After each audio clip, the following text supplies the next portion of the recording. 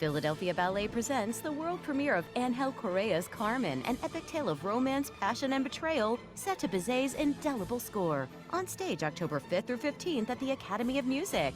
For tickets, visit philadelphiaballet.org.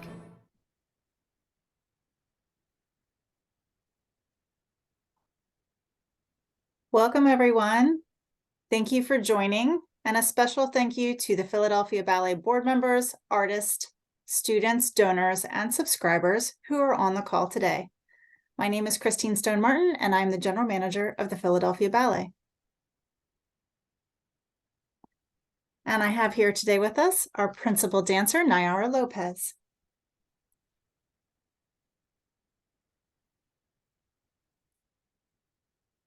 It's okay, take your time, Nayara. Hello, everyone. I couldn't mute myself, but I'm here. My name is Nayara Lopes. I'm a principal dancer with the Philadelphia Ballet.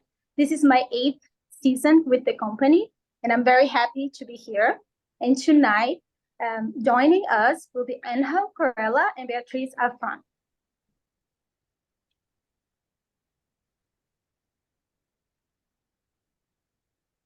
So we'll give you all a little introduction to Angel and Beatrice. Nayara, you want to introduce Angel? Yes. Our artistic director, Angel Corella, is regarded as one of the finest dancers of his generation. His talent, passion, and technique has brought him worldwide and established him as one of the most recognizable names in dance. He has been with Philadelphia Ballet since 2014, when we were still Pennsylvania Ballet. His last achievement is choreographing a new full ballet, Carmen. Also joining us this evening is Beatrice Jona Affron, who arrived at the Philadelphia Ballet, formerly Pennsylvania Ballet, in 1993 as our assistant conductor. She was later promoted to resident conductor and in 1997 became the company's music director and conductor. Beatrice has conducted numerous ballets by George Balanchine, in addition to other classics including Giselle, The Firebird, and The Sleeping Beauty. In her latest project, Beatrice has collaborated with Angel in the creation of Carmen, which is why we are here this evening. Yes. Angel. Hello. Hello. Could you tell us what fascinated you about the iconic story of Carmen? Wow. I think that the love story and the tragic love story of her life and how she uses her power as a woman to try to get what she thinks that she wants, but ultimately she never really reaches her happiness. She's always looking for something else, and in some cases she probably has it right in front of her.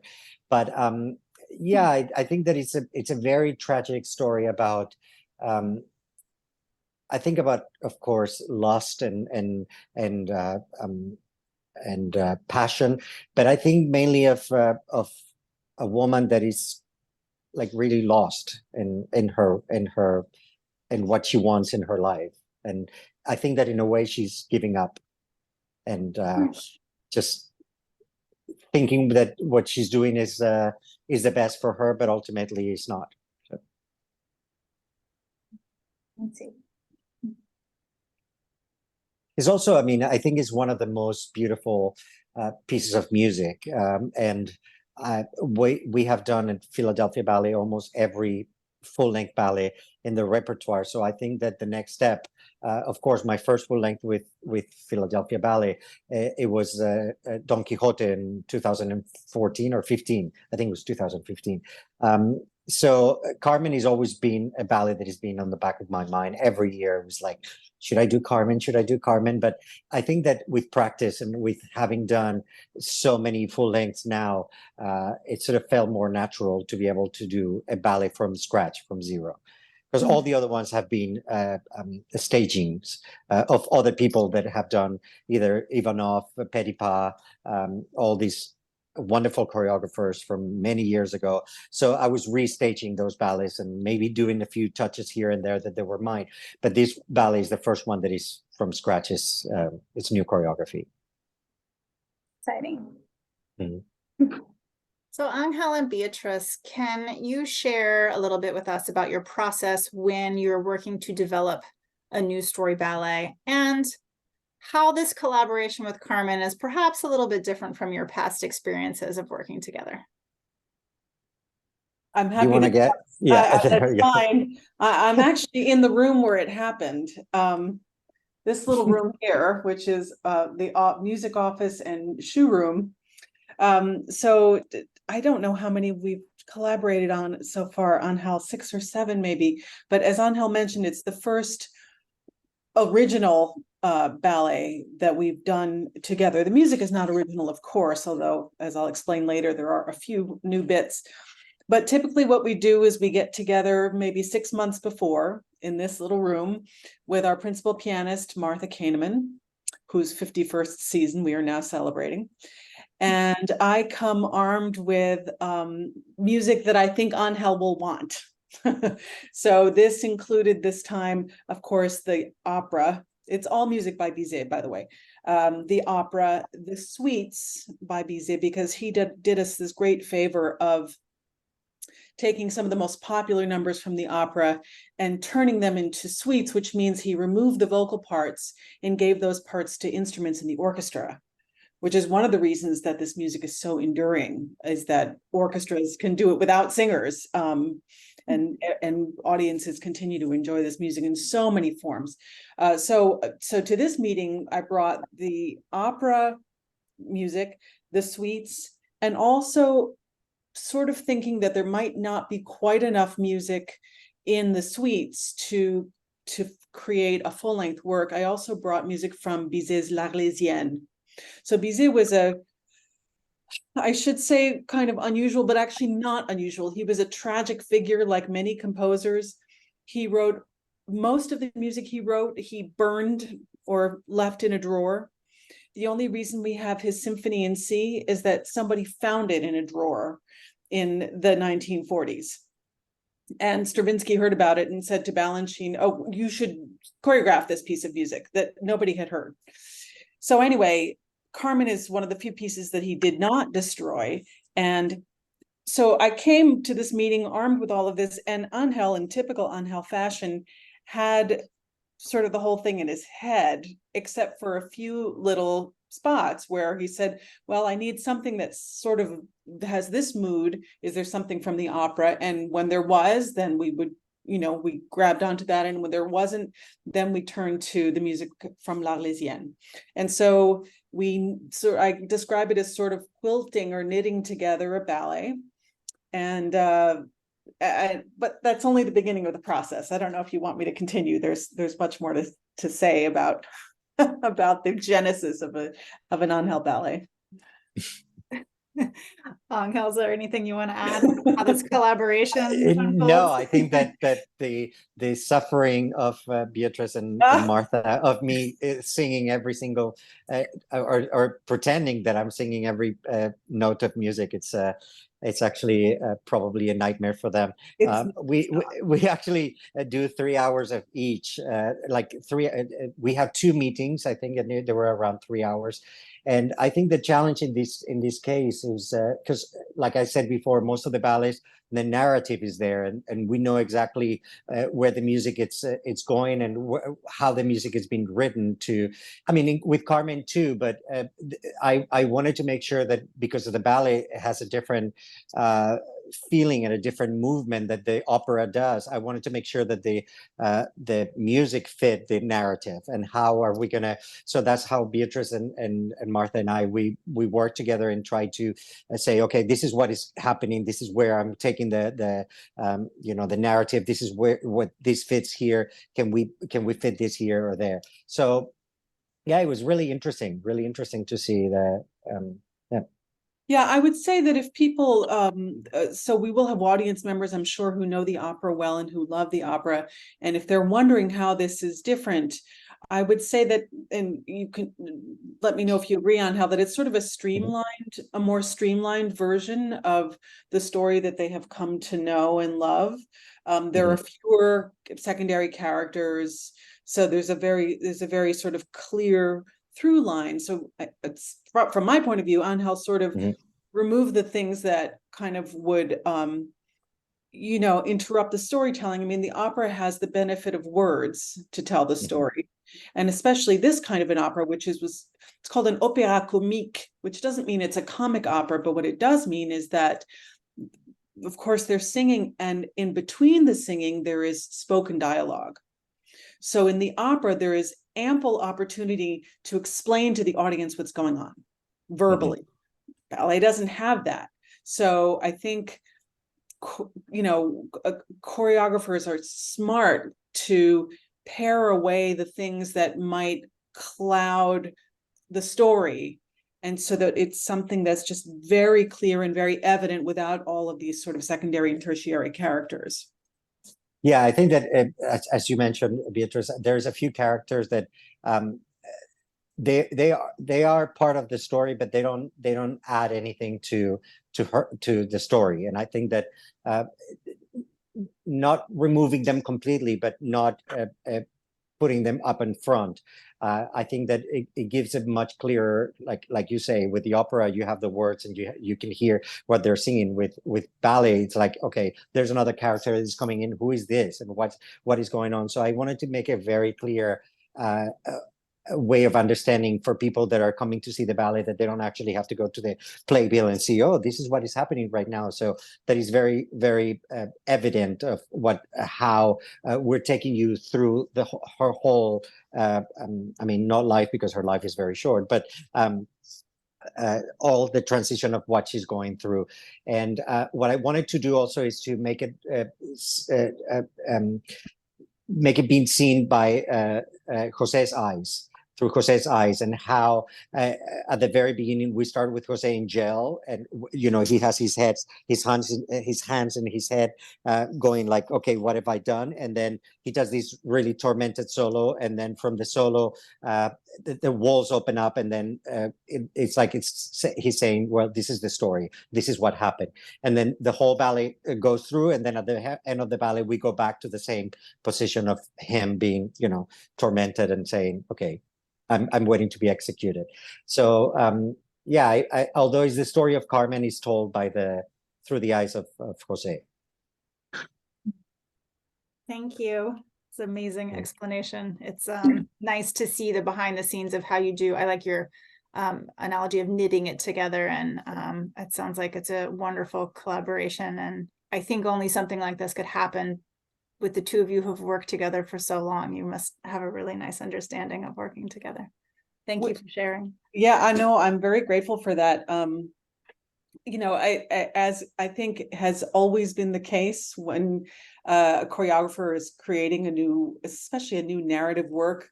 So we did this initial work in May, and I spent the summer editing the music and creating a few little transitions here and there. But of course, rehearsals didn't begin until just a few weeks ago. And so very naturally, Angel required some more music here, a little bit less music there, scene change music, and so forth. So I would say that the ink still isn't quite dry on the parts. And while that is a lot of work and a little harrowing at times, I would say that this is how I think it's always been done. If you read the letters of Tchaikovsky and Minkus and the fathers of classical ballet, the story is really pretty much the same, where Petipa would turn to one of his composers and say, well, I need 16 more bars here, and no, we don't like this solo, please take the solo from this other ballet that you wrote. Now I'm no Tchaikovsky, I'm not even a composer. but Almost.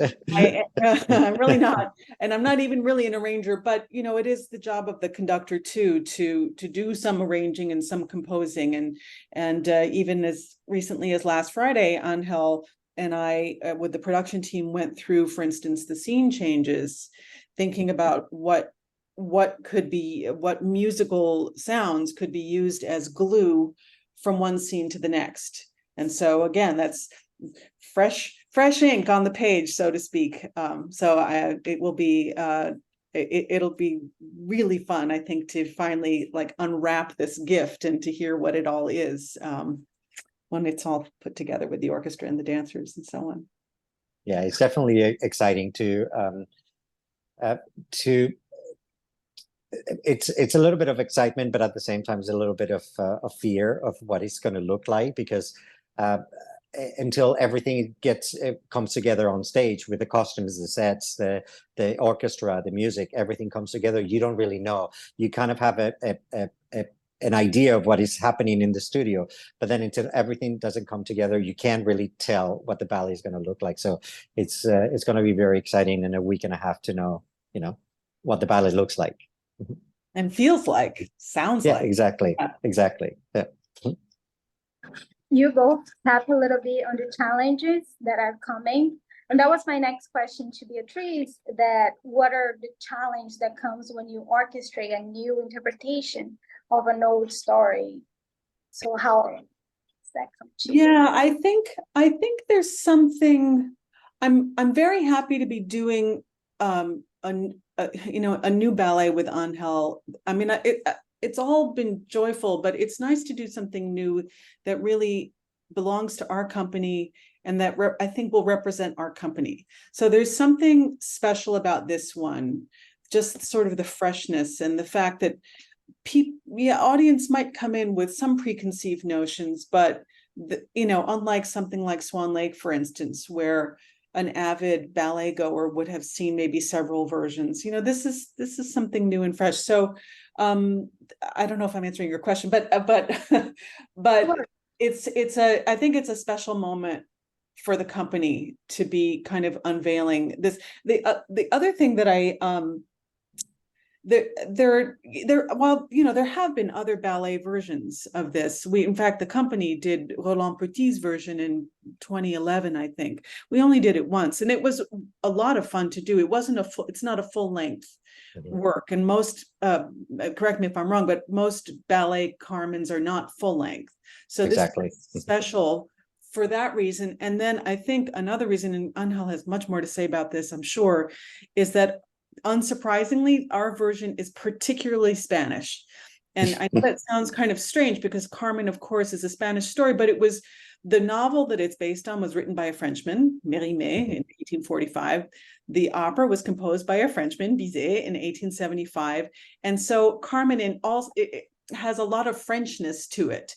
But, with Angel choreographing it, and with the style of the costumes, which he will speak about, and the style of some of the scene change music, in which we are using indigenous flamenco percussion instrument called the cajon, and also clapping and other things that are very are really typical of Spain and not of anywhere else. So I think it's going to have a wonderful Spanish thumbprint, both visually but also musically, which will be very special. Yeah, and for us as dancers, it feels very personal. It feels very ours. And that's very new, because every ballet is a little bit tradition, a little bit of what we saw, some other version. And this one, it feels like it's ours. And it feels very original and special. Yeah, I mean, I've been incredibly lucky to be able to work with you guys and to create it exactly for you. And I wanted to create a ballet that has that fusion between the classical, very classical ballet, and the Spanish flamenco. When I was growing up at school, I learned how to do flamenco, how to play the castanets, how to do all the arms, and also being Spanish, you have it every day. You see it every day in every corner. Everyone, when there's a party, there's a wedding, people get up and they start dancing the sevillanas, and so it's actually part of our everyday of our lives. And so I wanted to bring that fusion, but I think that the most important part was to work with the dancers and to, as Beatrice has put so well, is that nobody else is going to have the same Carmen, because it was created for you. It was created for our dancers, and I think that is what is going to make it very special and very unique. That it's for our dancers, for Philadelphia, and for the dancers in Philadelphia. And I think that to be able to work with each and every one individually with all of you is sort of have created.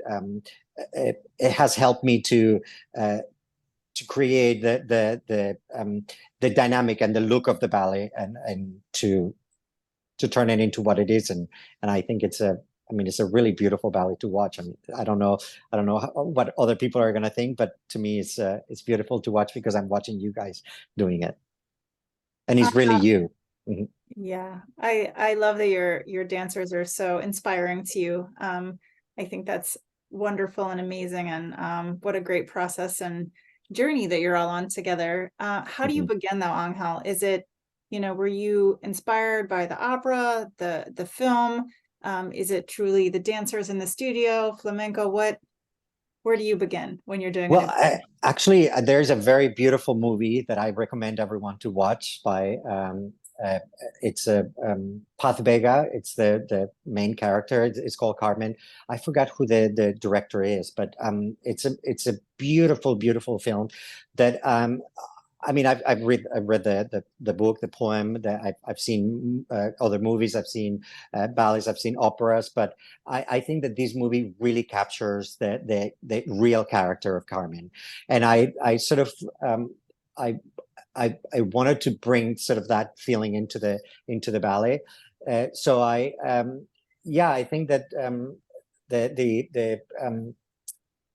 the process has been, as Beatrice has mentioned, first we walk into that yellow room that she's in, and then we start putting together and stitching together all the music.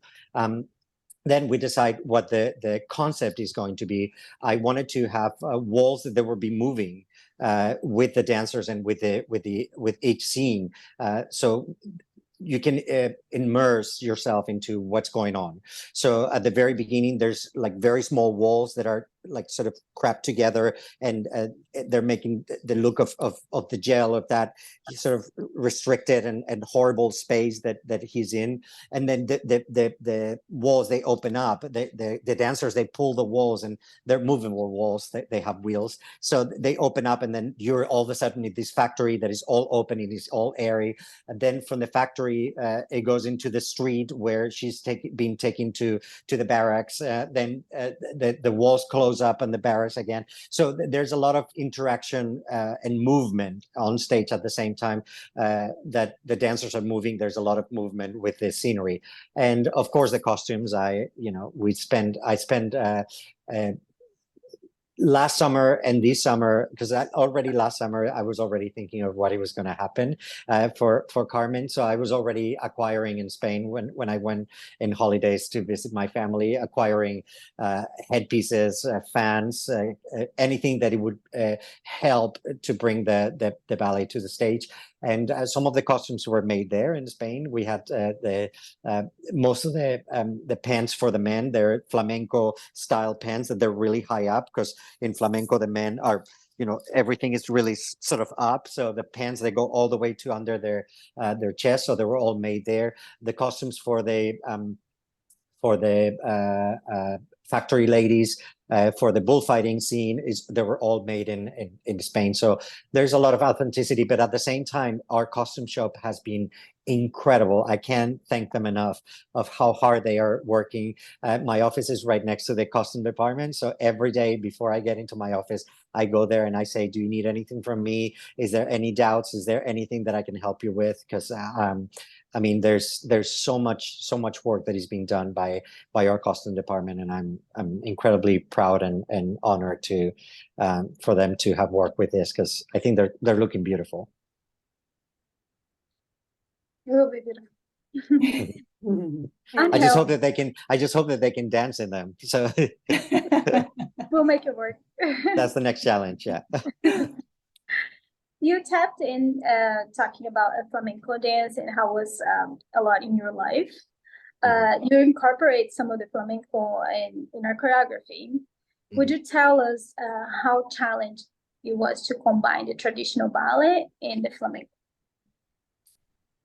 I mean, flamenco has a lot of base in the classical technique. There's flamenco dancing. There's the escuela bolera, which is it's actually very, very difficult. Petit allegro. There's a lot of movement with the arms that are very similar to the classical technique, but they're a little bit more rounded and more sort of like almost like a cocoon. It's all in, because in Spain they say that you dance with your guts. So it's a lot in and. But at the same time, I have to make it look like, like the dancers they're open and they're, so I wanted to make it look that the merging is being quite interesting, because I wanted to make it look with the Spanish flavor, but also with the, you can't put something that is not going to feel natural to the dancers. So I wanted to give that flavor of movement of the hands. We talked about, the hands, they go like this and then they go in.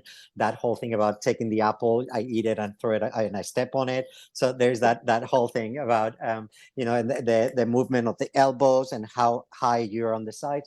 But ultimately, I mean, although there's a lot of flavor from Spain, it's a classical ballet. So it's a classical and requires a really difficult, I mean, it's a lot of classical technique. So people are going to see some flamenco style, but ultimately it's a classical ballet. So. I have a question for Beatrice. You touched a little bit on how you had to draw from opera and the suite when you're working on the score, and you touched on how a lot of Bizet's works are unfinished. And I guess people would say Carmen is his signature work. So that's amazing. And I was wondering, as you're arranging this music and trying to knit everything together, did you come across anything that surprised you, or any insights into the characters of the story?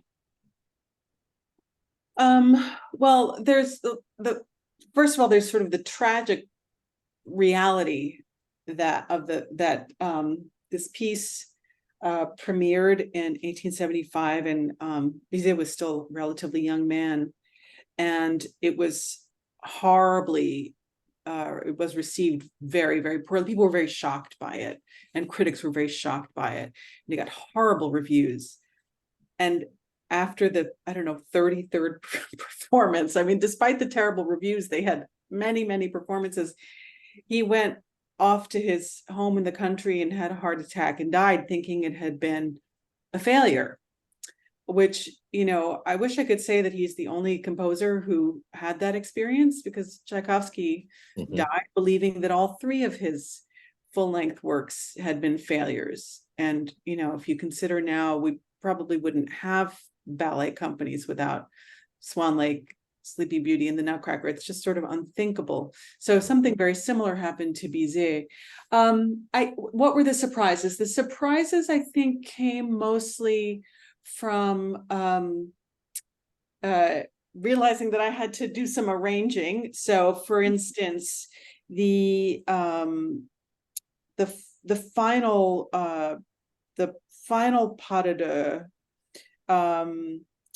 is the flower song from the opera, and arranging involves some creativity, arranging in the sense of figuring out which instrument or instruments are going to represent the vocal part. So it's the fabulous tenor aria, and I decided to give it to the cello. So our wonderful principal cellist, Jenny Lorenzo, is going to play the solo. She's really going to be the tenor in that moment. But the surprise is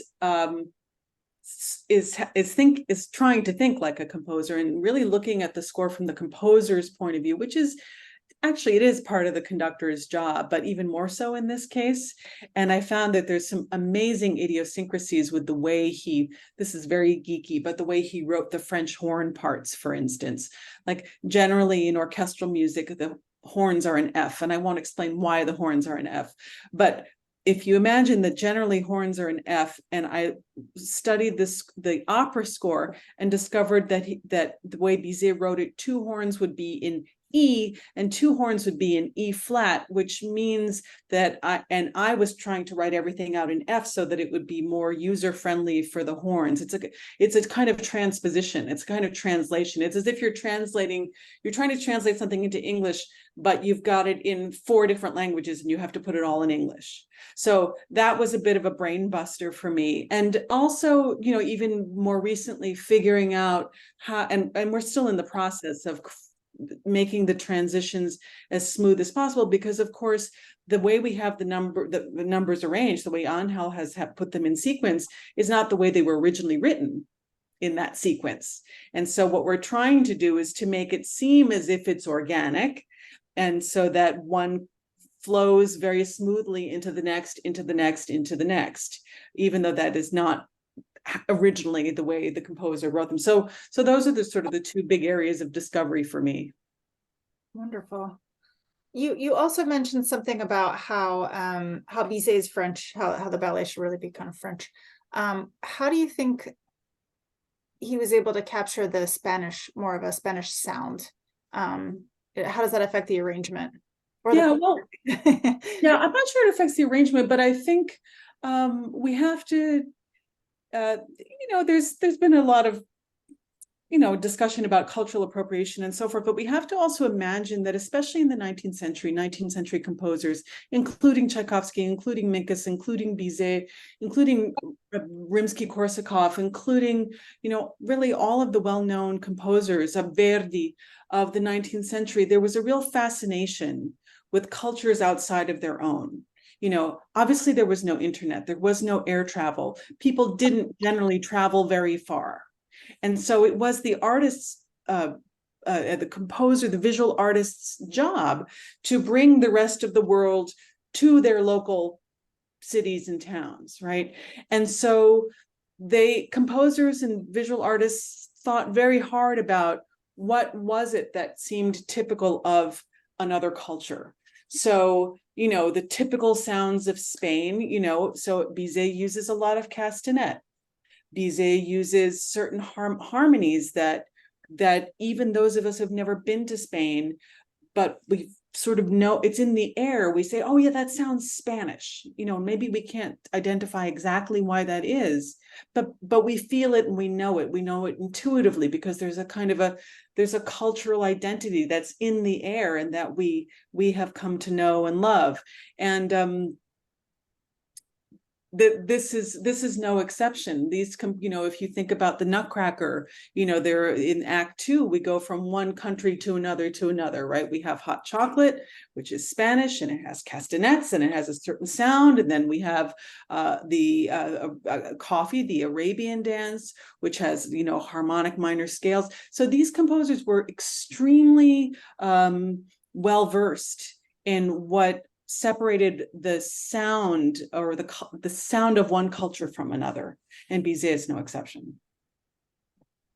Yeah, and I think the amazing thing with Bizet and with Carmen in this case is that Spain has sort of embraced this piece of music as our own. So we don't feel like it's a cultural appropriation. We actually, it almost became not as an anthem, but it becomes a representation of what Spain is like. I don't think anyone has ever felt like, oh, this music is sort of insulting, or so I think that I mean, you hear the toreador, the dee da da dum bum be da dee da dum. You hear it in commercials. You hear it in Spain. You know, in pasacalles when people are just walking around in parties. Back in the day, I don't think that they do that anymore. So I think that yeah, I think we've seen it more as a you know, as a representation more than cultural appropriation in our case. Thank you. Mhm. And to finish it off with the questions, what element of Carmen are you most looking forward to share with the audiences? So maybe not only here.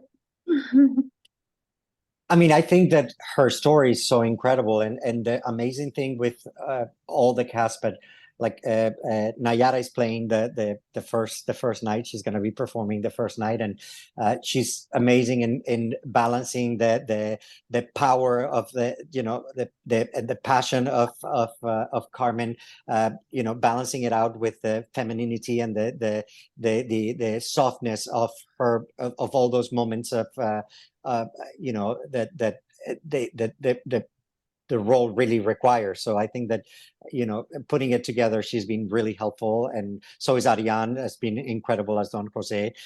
He looks exactly like Don Jose. So and Jack Thomas as the bullfighter. I mean, I think all the characters, but all the other cast, they're all fabulous in their own way. Today we had a completely different cast doing it, and they're all you know, wonderful in their way. So I think that I'm looking forward to seeing all the different casts and all what you all are going to bring to the stage and what you're all going to bring to the role, because all of you are different.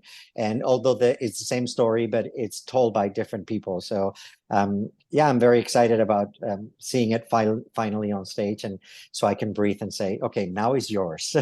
Now is your turn. I don't have to do anything else other than enjoy it.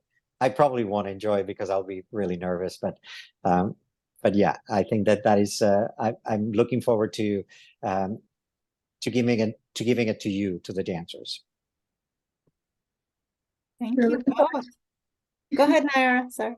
Beatrice, are you? Oh, I mean, I can't wait to hear it. And to be sure that everything I've done to it is worthy of, you know, Bizet's original work. You know, if we want it to sound like a unified and cohesive piece of music, and I'm hoping that people don't go, you know, so that's what I'm looking forward to. If I can just jump in a little bit on the joy of watching these 4 different casts, I have to say that they're all so different, of course, because no 2 dancers are the same. And it's fun to see how some of the Carmens are really sort of underscore the character's independence or indomitable, you know, uniqueness. And some underscore, or at other times, you know, her sensuality and the things that we sort of generally, and how, you know, she's a very complex character because she's both things, right? In a time when it was sort of impossible to be both things. And it's really fascinating to see how each Carmen does that in her own way. It's really beautiful to see. Mm-hmm. So everyone should come to see all the different casts. Yeah, absolutely. Multiple times. Everybody come 4 times. Yeah. Absolutely. Thank you both for your very thoughtful answers to our questions, and we cannot wait to see Carmen. We will open it up now to audience members who are participating this evening. I will relay some of the questions that have come through. I'm going to start with Nayara, though. I'm going to put you on the spot.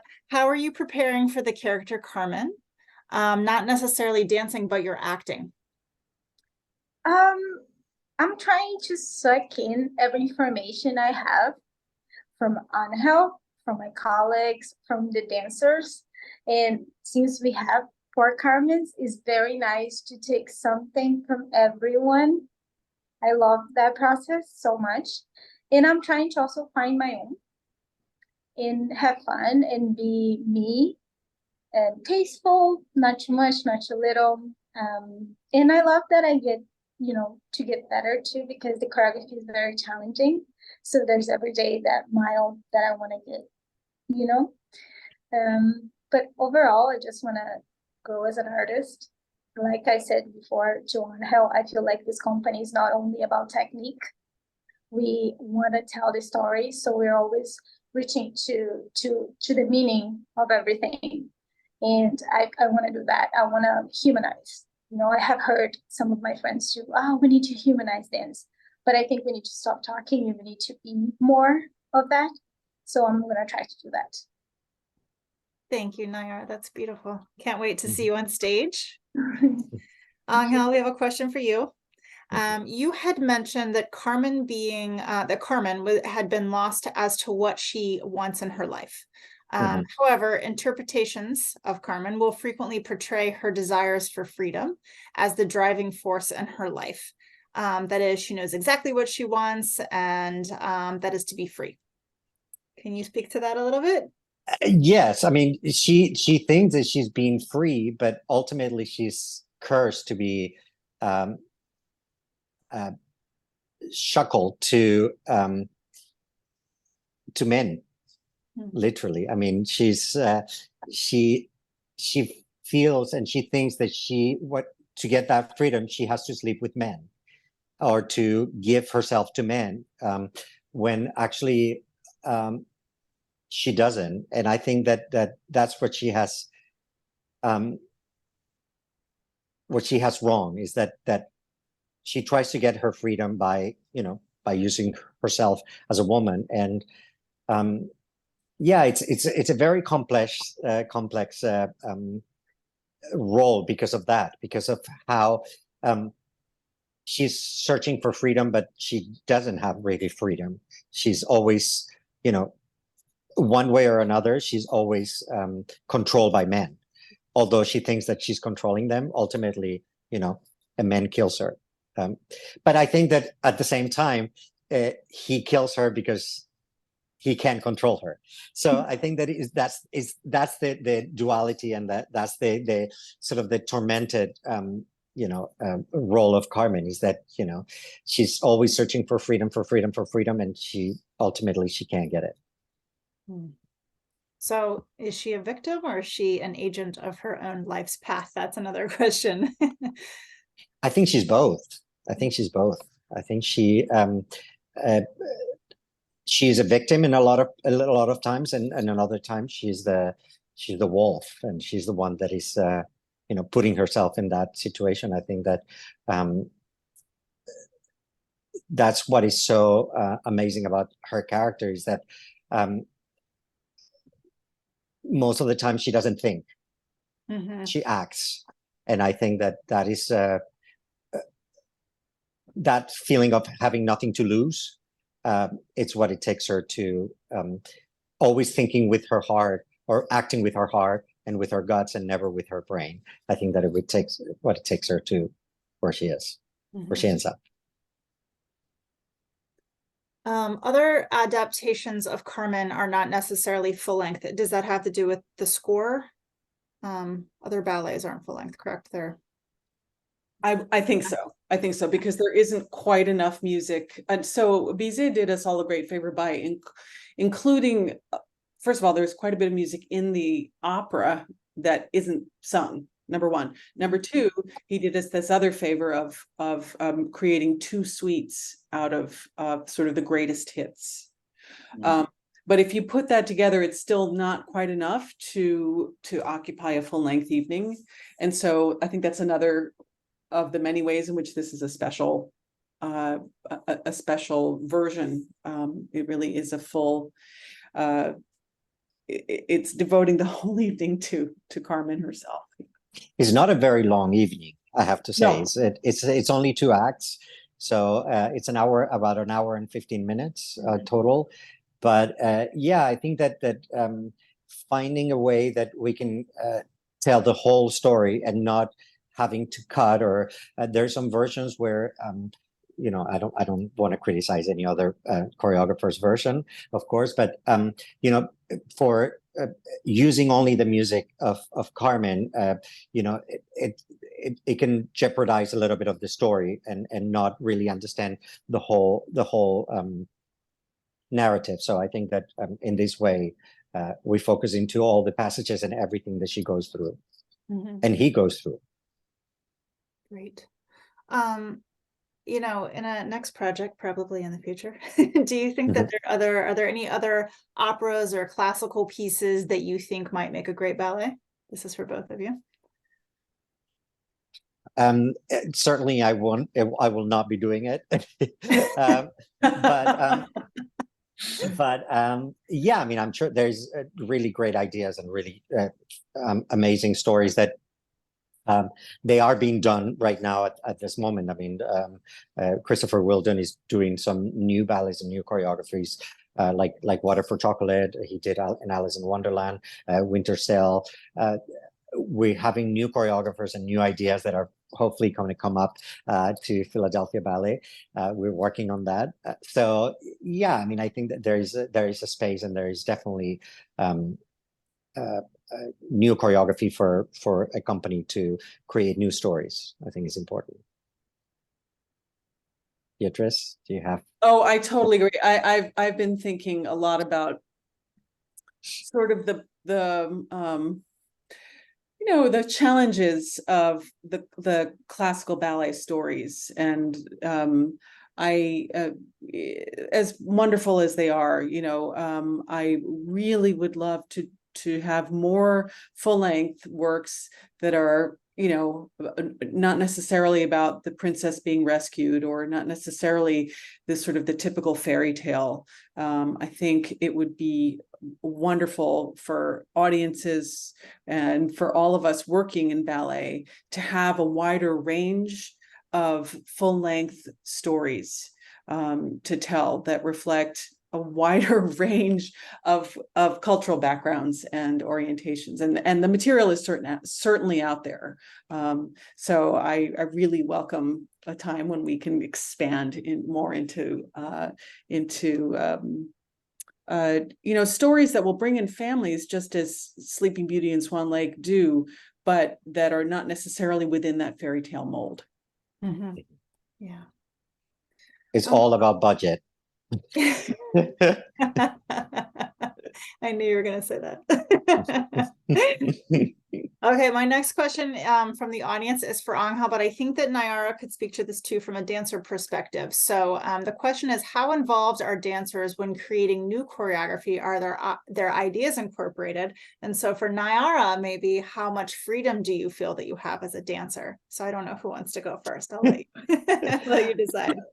I mean, I've always I'm always inspired by the dancers, and I think that there's definitely a collaboration into the movement and how they're, you know, if a step doesn't work, then let's change it, let's do it this way. Sometimes the dancers, they come up with steps, and I'm like, oh, that's good, let's do that. With this ballet, because of the style of a lot of the arms and movements, I've been a little bit more specific about you know, about this is what we should be doing. This is what I'm looking for. But there was a lot of the times where the dancers actually, you know, continue with the movement, the next movement. I was like, okay, yeah, let's do that. So yeah. I will top that. I felt very comfortable, you know, learning from it, because we don't have this style, you know, really in our bodies. But there was some space for creativity together. And I felt comfortable to give it to Angel, and we received, because sometimes you don't feel comfortable to do that. And I love that I am able to do that and be able to work together. It was pretty fun, and still very fun. And I love that something that looks good for me doesn't look good for somebody else, and we can always find a middle ground. So it's really nice. Yep. Wonderful. We put together the whole ballet in 3 weeks. So yeah, I thought I was going to have a heart attack because I wanted to make sure, like Beatrice was saying, that the story was told, and now if there's any links or anything that is not clear, how can we use, you know, all these pieces of music, sounds. In some cases, we're going to be using, you know, just sounds to to keep the atmosphere and to keep the story sort of going. There's a moment at the end of the I don't want to give away too much, but at the end of the first act, we finish with the general being killed by Jose on stage, and that's why Jose becomes a bandit.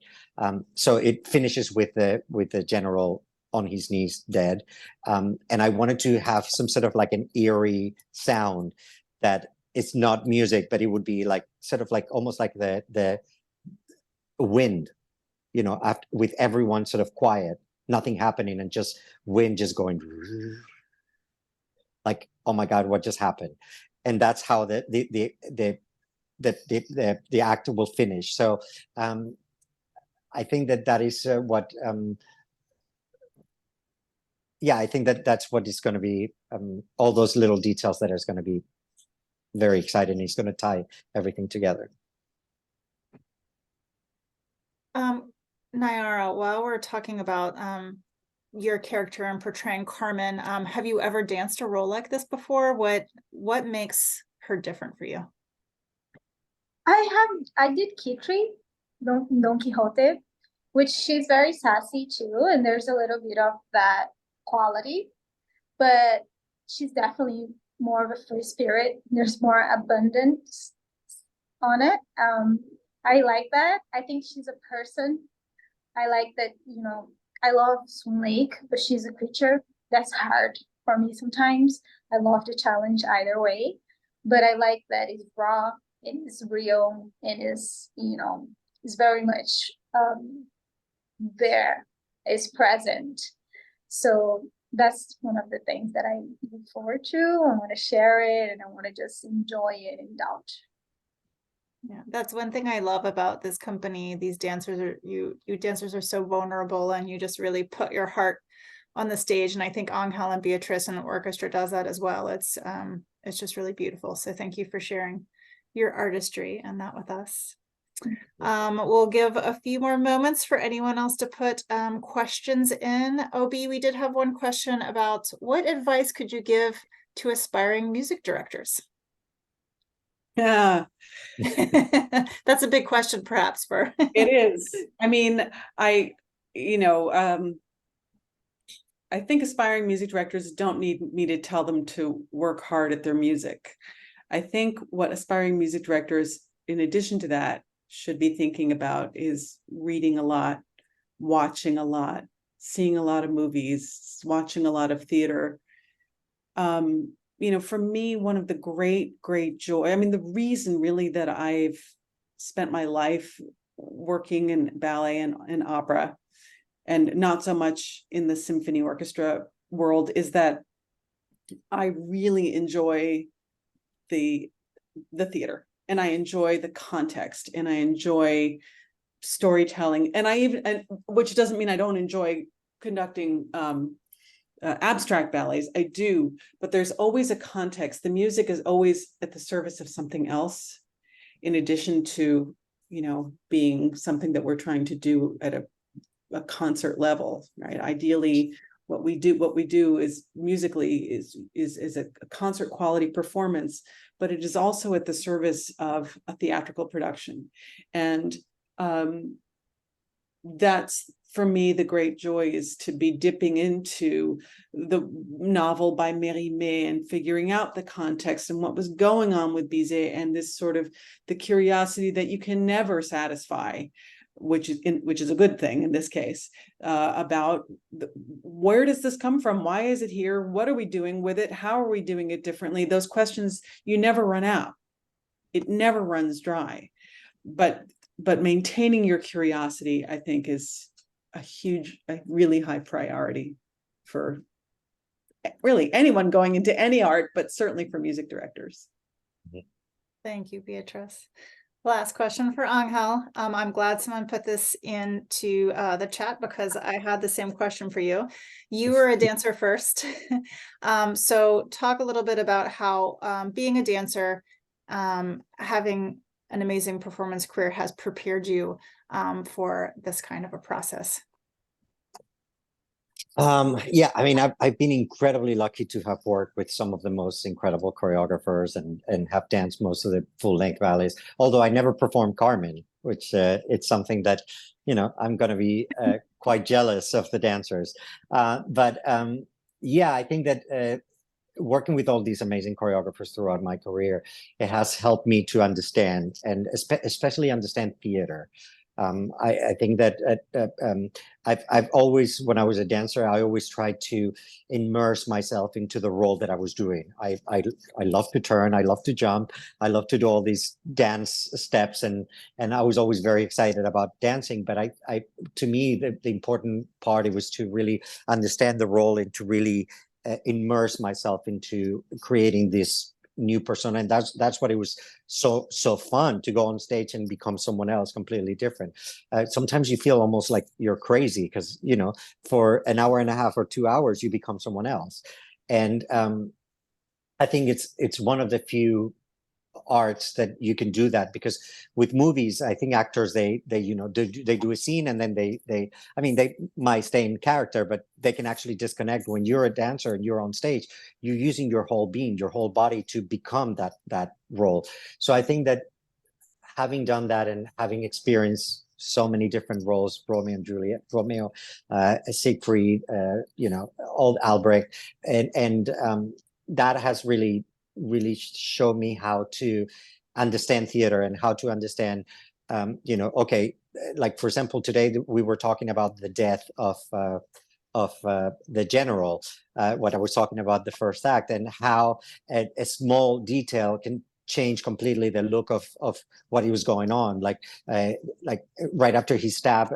how he drops to the floor and how he holds for a second, for a couple of drums that are going to be boom boom, like trying to sort of bring you into what is he feeling, what is he going through, and then all of a sudden he just goes into this big arch with his back, so of pain, and then he drops back again, and then that's it, and that's when that eerie sound comes in. So yeah, understanding theater, I think that is what has helped me the most, and yeah, hopefully that audience will understand as well. So. Thank you, Angel. And to finish off, I just want to thank Angel and Beatrice and Christine and everyone that is joining us tonight for being here and listening to all this wonderful material we got. And please don't miss out October 5th through the 15th. Come watch us. Thank you, Nayara. Thank you, Christine. Thank you, Beatrice. Thank you, Angel. Thank you, everybody. We're also hosting an opening weekend gala on Friday, not February, don't come in February, Friday, October the 6th, to celebrate our 60th anniversary. A gala ticket includes a pre-performance reception at the Academy, tickets to the Carmen performance, and a post-performance dinner with artists of the Philadelphia Ballet, including Nayara Lopes, in the Grand Ballroom of the Bellevue Hotel. All funds raised will support our work on stage and throughout the community. Learn more on our website. We hope to see you all there. Thank you, everyone. Thank you.